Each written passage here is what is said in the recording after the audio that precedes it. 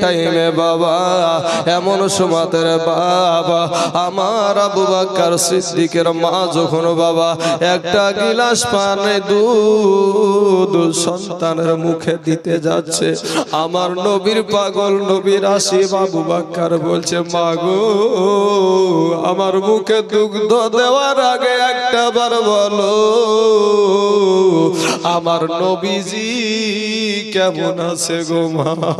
জোরে বলেন না সুবহানাল্লাহ। এ বাবাজি বলে ডাক দিয়ে বলে, মা গো আমার ব্যথার চাইতে আমার নবী ব্যথা অনেক বেশি গো মা, একটা বার বলো আমার নবী কেমন আছে গো মা। এ মুসলমান বাবাজি আমার ভাইয়েরা রে, আমার নবীজির ওই পাগলটার মায়ের নাম উম্মে খায়ের বাবা। ওই মহিলা বলছে তখন কালেমা পড়ে মুসলমান হয় নাই, তখন একটা ডাক দিয়ে বলছে, বেটা রে ওই নবীর কথার মুখে আনিও না রে বেটা, ওই নবীর কথার মুখে নিও না রে বেটা, বেটা রে ওই নবীর কারণে তোমার আজ এই দশা। আবু বকর একটা ডাক দিয়ে বলে, মা গো আমার চোখ দুটো যদি তোমার কপালে লাগায়া দিতাম মা, তোমার জবান দিয়া এই কথাটা বের হতো না।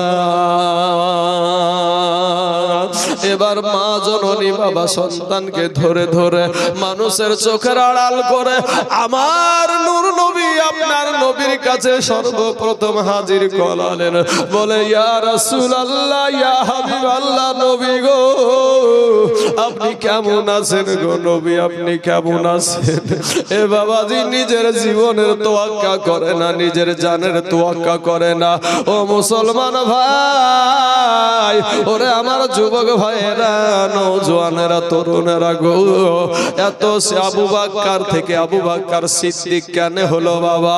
আমার নবী যখন আপনার মেরাজে গেল রে বাবা, আমার নবী যখন মেরাজে গেল, আল্লাহর কোরআন বলছেন, সুবহানাল্লাযী আসরা বিআবদিহি লাইলাম মিনাল মাসজিদিল হারাম ইলাল মাসজিদিল আকসা।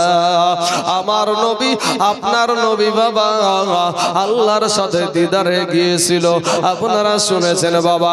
কিন্তু বাবাজি আদম নবী থেকে ঈসা নবী পর্যন্ত কোন নবী আল্লাহর দিদারে যেতে পারে না, আল্লাহর দিদারে যেতে পারে নাই। মুসা বলেছিল, মুসা নবী বলেছিল, রব্বি আরিনি, আমার আল্লাহ বলেছিল লান তারানি। আমার মুসা বলেছিল, আল্লাহ তোমাকে দেখতে চাই, আর আমার আল্লাহ বলেছিল আমাকে তুমি দেখতে পাবা না। কিন্তু আমাদের নবীকে দাওয়াত করে আমাদের আল্লাহ নিজের কাছে নিয়ে গেছে। জোরে বলেন সুবহানাল্লাহ। কবি বলছেন, ভাইরে আমরা সবাই ভাগ্যবান, আমাদের নবী আল্লাহর মেহমান। জোরে বলেন না সুবহানাল্লাহ। বাপ ও শোনা, ও যুবকেরা ভাই, আজ আমি আপনাদের এই দেশে এসেছি, বলেন আমি কি আপনাদের আজকে মেহমান না? কথা বলতে হবে, মেহমান না মেহমান না মেহমান। তো নবী আল্লাহর দরবারে গিয়েছে, তাহলে আল্লাহর কি মেহমান না আমাদের নবী? তাই কবি বলছেন, ওরে আমরা সবাই ভাগ্যবান, আমাদের নবী আল্লাহর মেহমান। হায় হায় আমরা সবাই ভাগ্যবান, আমাদের নবী আল্লাহর মেহমান। আর গেলেন নবী ইয়ারো সে,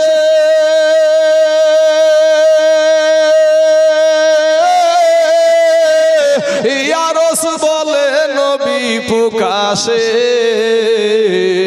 জুতা মুবারকের ধুলি, জুতা মুবারকের ধুলি আমার বুকে রাইখা যান, আমরা আমার নবী আল্লাহর মেহমান।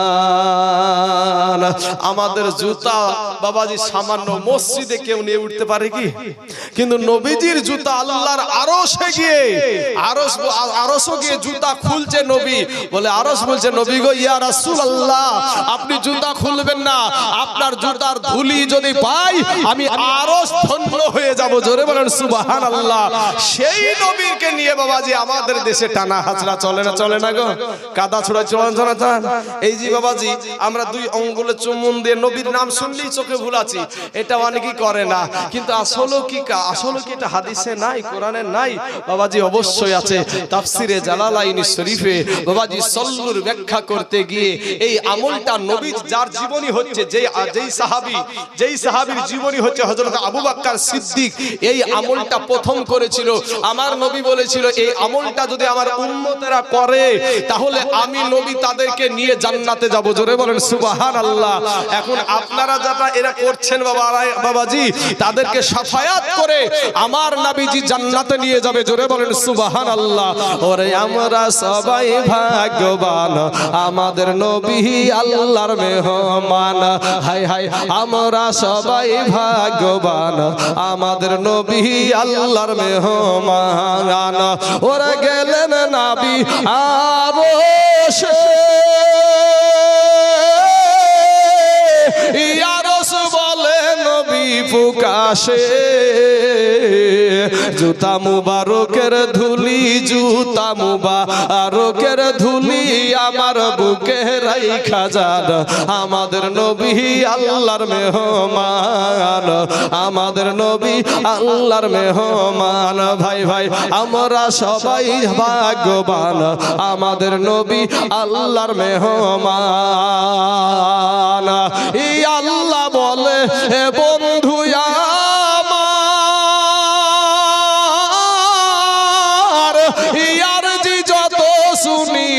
আপনার, জোরে বলে সুবহানাল্লাহ। ওরে আল্লাহ বলে বন্ধু আমার, আর জি যত শুনিব আপনার। আজকে যাহা চাইবেন তাহা পাইবেন, যাহা চাইবেন তাহা পাইবেন, করব না তো অপমান, আমাদের নবী আল্লাহর মেহমান। হায় হায় আমরা সবাই ভাগ্যবান, আমাদের নবী আল্লাহর মেহমান। ও মুসলমান বাবাজি, আমার আল্লাহর সাথে দিদার করে বাবা গো, আমার আল্লাহর সাথে দিদার করে জান্নাত জাহান্নাম দেখার পরে, আরশ কুরসি লৌহ কলম সব জায়গা দেখার পরে আমার নবী যখন ফিরে আসলেন, মা আয়েশা সিদ্দিকা রাদিয়াল্লাহু তাআলা আনহাকে বলছেন, আয়েশা আমি মসজিদুল হারাম থেকে নিয়ে মসজিদুল আকসা হইয়া আমি আল্লাহর সাথে দিদার করে এসেছি, রাতারাতি আমি আল্লাহর সাথে দেখা করে এসেছি। মা আয়েশা একজন নারী মানুষ বাবাজি, ওই মা আয়েশা বলছে, ইয়া রাসূলুল্লাহ, ইয়া হাবিবাল্লাহ, নবী গো আপনি আমার জান, আপনার পায়ের তলে গো নবী, এই কথা আপনি মানুষের সম্মুখে বলিয়েন না, এই কথা আপনি মানুষকে বলিয়েন না, আপনাকে পাগল বলে আখ্যায়িত করবে, আপনাকে নিন্দা করবে, আপনাকে অনেক রকম ভাবে তাচ্ছিল্য করবে। ওগো নবীজি এই কথাটা আপনি বলিয়েন না, এই কথাটা বললে আপনাকে অসম্মান করবে। আমার নবী বলছেন, আয়েশা যেটা সত্য সেটা বলতে আমি নবী পিছপা হব না। জোরে বলেন সুবহানাল্লাহ। এই কথাটা সর্বপ্রথম চলে গেল বাবাজি আপনার আবু জেহেলের কানে। আবু জেহেলের যখন কানে শুনেছে, আবু জেহেল বলছে এই জিনিসটা এমন একটা জিনিস, এই কথাটা এমন একটা কথা, মানুষের মধ্যে বিভ্রান্তি ছড়ানোটা ভালো হবে, ওকে মাতাল প্রমাণ করা ভালো হবে, ওকে পাগল প্রমাণ করা ভালো হবে। কারণ এই সাত আসমান পাড়ি দিয়া রাতারাতি একটা মানুষ কোনোদিনই এই জায়গায় ফেরত আসতে পারে নাই, এইটা বলে তাকে পাগল বানিয়ে দেব, এই চিন্তা নিয়ে আবু জেহেল বাবা চলে গেছে সরাসরি একেবারে আপনার আবু বকর সিদ্দিক রাদিয়াল্লাহু তাআলা আনহুর কাছে গিয়ে বলছেন, আবু বকর, যারা হাতে হাত দিয়ে কালেমা পড়েছিল আবু বকর, যারা হাতে হাত দিয়ে মুরিদ হয়েছিল আবু বকর, যারা হাতের হাত দিয়ে তুমি বায়াত গ্রহণ করেছো। ওই মুহাম্মদ যা ছিল পাগল আরো পাগল হয়ে গেছে। বলে কেন, কি হয়েছে, বিষয়টা কি, ব্যাপারটা কি? আবু বকরকে বলে তোমার ওই মুহাম্মদ সাল্লাল্লাহু আলাইহি ওয়াসাল্লাম নাকি রাতারাতি মেরাজে গিয়েছিল। মেরাজ মানে হলো ঊর্ধ্বগামী, উপরগামী বাবা। এ সোনা মানিকেরা, আবু বকর সিদ্দিক বলছেন এই কথা তোমাকে কে বলল? বলে আমি তোমার নবীর মুখ থেকে নিজ কানে শুনেছি। বলে শোনো গো, আমার নবী যখন এই কথা বলেছে আমি আবু বকর সাক্ষী দিলাম, আমার নবীজি সশরীরে এই আসমান, এই জমিন থেকে প্রথম আসমান, দ্বিতীয় আসমান, তৃতীয় আসমান, চতুর্থ আসমান, সপ্তম আসমান পাড়ি দিয়ে আরশ কুরসি লৌহ কলম পাড়ি দিয়া লামাকানে গিয়া আমার আল্লাহর সাথে দিদার করেছে, এতে আমার কোনো সন্দেহ নাই। জোরে বলেন সুবহানাল্লাহ। ছুটে চলে আসলেন আমার নবীর কাছে। নবীজি বলছেন আবু বকর, ও আবু বকর শুনো গো, আমি আজকে রাত্রি বেলায় মেরাজ করেছি, আল্লাহর সাথে দিদার করেছি, আমি জান্নাত দেখেছি, জাহান্নাম দেখেছি।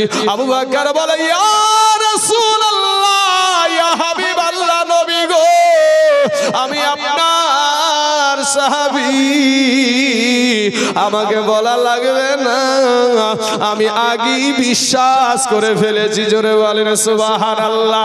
এর জন্য আপনার হয়ে গেল আবু বকর থেকে আবু বকর সিদ্দিক।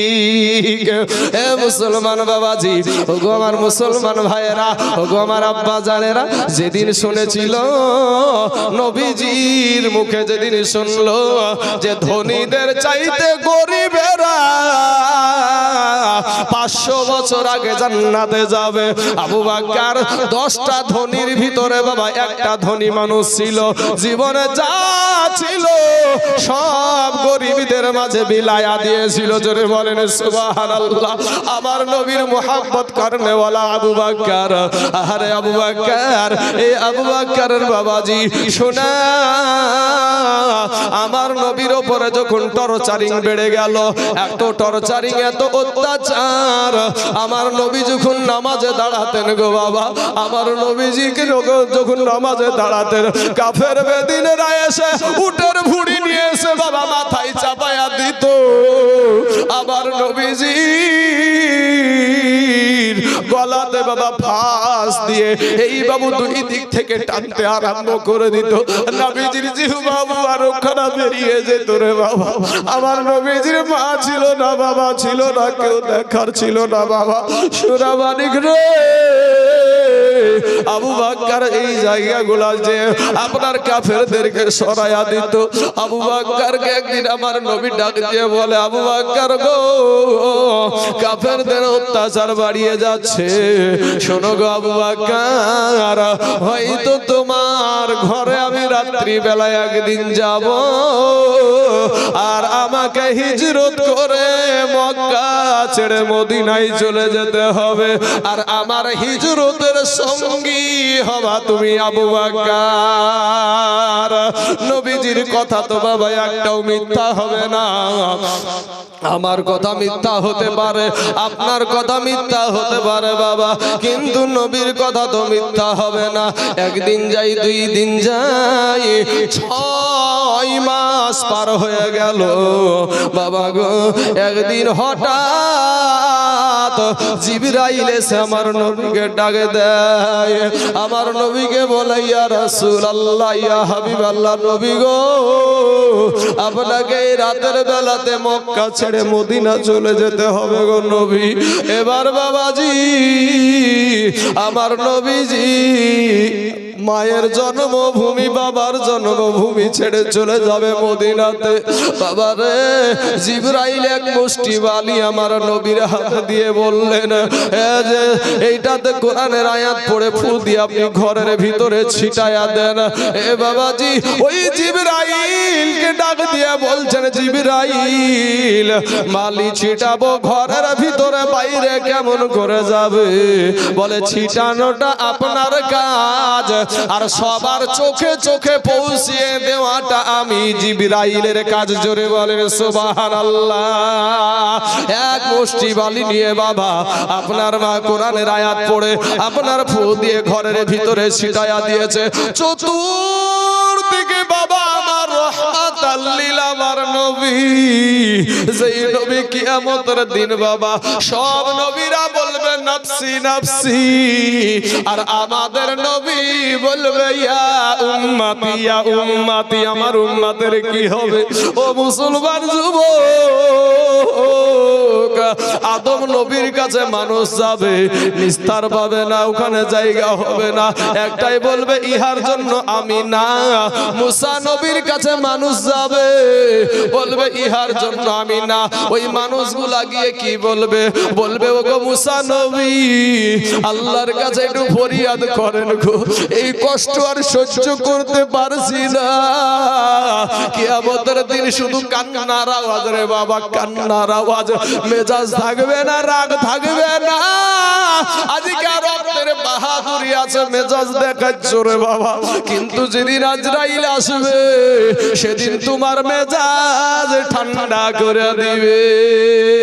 কবি বলছেন ও তোর গহনা যৌবন ফুরায়া যাবে, যৌবনে লাগিবে ভাটি, ওই যে দেখো ডাকিতেছে ভাই গো কবরের মাটি, ওই যে দেখো ডাকিতেছে যুবক রে কবরের মাটি।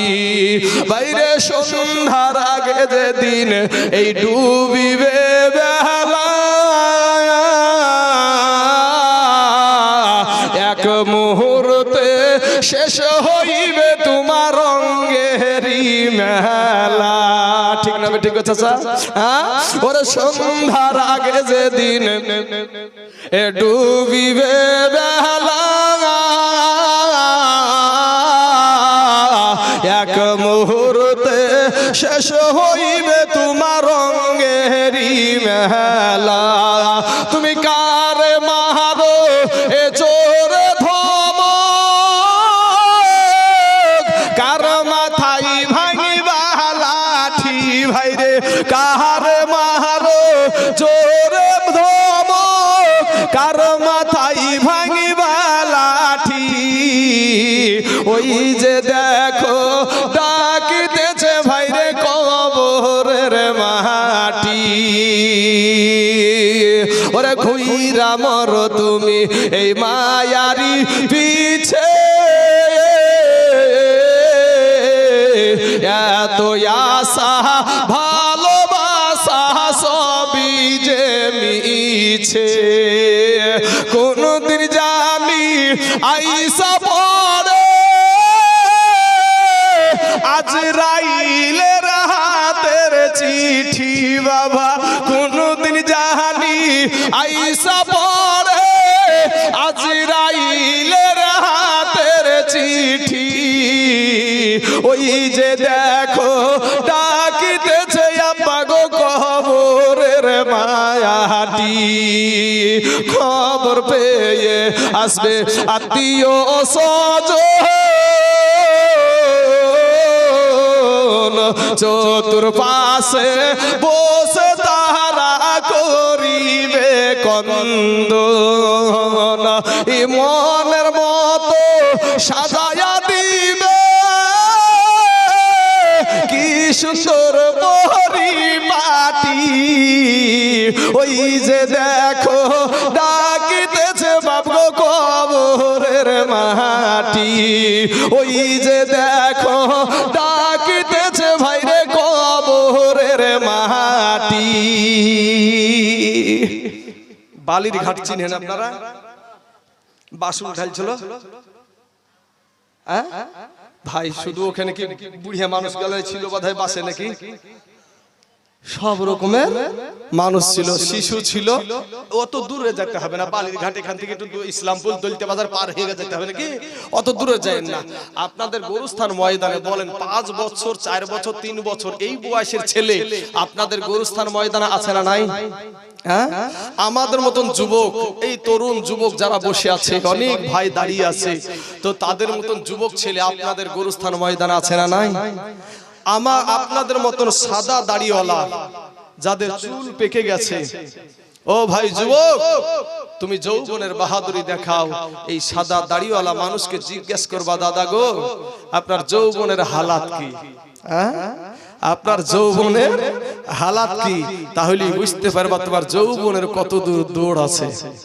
যুবক ভাইয়েরা শোনা, এরকম বৃদ্ধ বাপজিরও আছে ওই গোরস্থান ময়দানে আছে, শিশুরা আছে, আসার সিরিয়াল আছে, যাওয়ার কোনো সিরিয়াল নাই। আসার সিরিয়াল আছে ভাই, যাওয়ার কোনো সিরিয়াল নাই। তাই ভাই বলবো যে ভাই তওবা করে ফিরে এসো, তওবা করে ফিরে এসো, আমার আল্লাহর কাছে ক্ষমা চাও।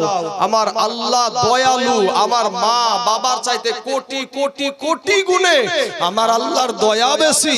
আমার আল্লাহ তার বান্দার কান্না সহ্য করতে পারবে না। রাতের বেলাতে অনেকের মাজার যন্ত্রণায় পায়ের কামড়ে ঘুম আসে না, রাস্তায় হেঁটে বেড়ায়, কিন্তু যাই না মাজার পাটিতে বসতে চাই না। কিন্তু আমার আল্লাহ রাতে ডাক দেয়, বান্দা তুই আমার কাছে চা, আমি দেবার জন্য এসেছি। কিন্তু আমরা চাইতে জানি না, আমরা চাইতে জানি না। রূপের অহংকারী, যৌবনের অহংকারী। কবি বলছেন, রূপ যৌবনে যদি, রূপ যৌবনে যদি ভাইরে থাকে অহংকার, এ গোরস্থানে যাইয়া দেখো হাল তথাকার। এই রূপ যৌবনে যদি থাকে অহংকার, আর গোরস্থানে যাইয়া দেখো হাল তথাকার। কত যে সুন্দর নারী কবরে শুইয়া, কত যে সুন্দর ছেলে এ কবরে শুইয়া। রূপ যৌবন গেল ভাই মাটিতে মিশিয়া, যাহাদের রূপে বড়, যাহাদের রূপে বড় গর্বিত ছিল, তাহাদের রূপ দেখো মাটিতে খাইল। উঠাও উঠাও মাল গাড়িতে ভরিয়া, আর গাড়ি যখন ছেড়ে দিবে পস্তাবে বসিয়া। খোদারি হুকুম হবে ছেড়ে দিবে গাড়ি, আর জমিনেতে পড়ে পড়ে দিবে গড়াগড়ি। মুসলমান বাবাজিরা রে, ও আমার ভাই জানেরা, আমার নবী ছাড়া কেউ আপন নাই রে বাবা। আমার নবী আমার কবরে আসবে, আপনার কবরে আসবে। ও যুবকেরা, এ বাবাজিরা, আপনার নবী মিজানের পাল্লা